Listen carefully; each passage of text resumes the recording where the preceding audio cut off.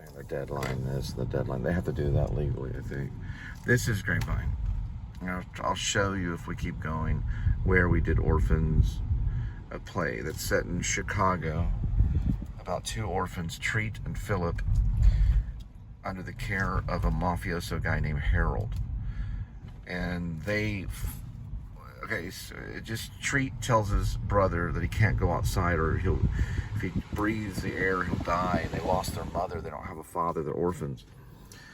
So he goes out and robs. He steals and robs and brings it back. He brings them food. And his brother just lives in his imagination at home.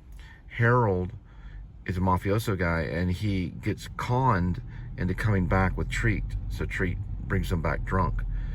Treat tries to rob him of his briefcase, which is full of these stocks and bonds.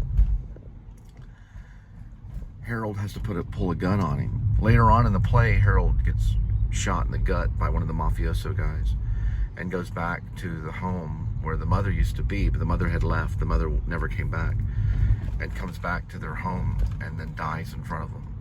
Has a tragic ending. We use the music from Dogs of Lust for like in between scenes, for the opening, in between scenes. Hello Operator was on it, and Lath directed it. He died in Austin, or something I don't believe in. He died of that, and he was just our director. It was real weird. He had like tattoos and stuff. He was kind of strict. He would make us like sit up and kind of yell at us a little bit, not a whole lot, but he wanted us to really be in tune, paying attention to detail. He knew the importance of that. We kind of slacked. The guy that played Harold was a soap opera actor that worked with Kill Bill, basically, or the Kill Bill guy. Carradine. Yeah, he worked with Carradine in Hollywood.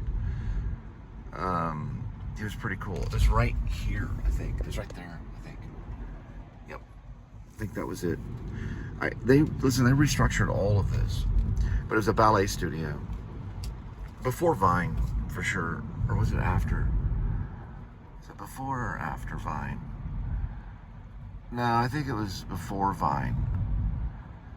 Yeah, it was probably before Vine. Just trying to think what it looked like. I'd have to really go and look, because I think they tore down the ballet studio, put in some businesses and stuff like that. It was only it was just a theater for a little while.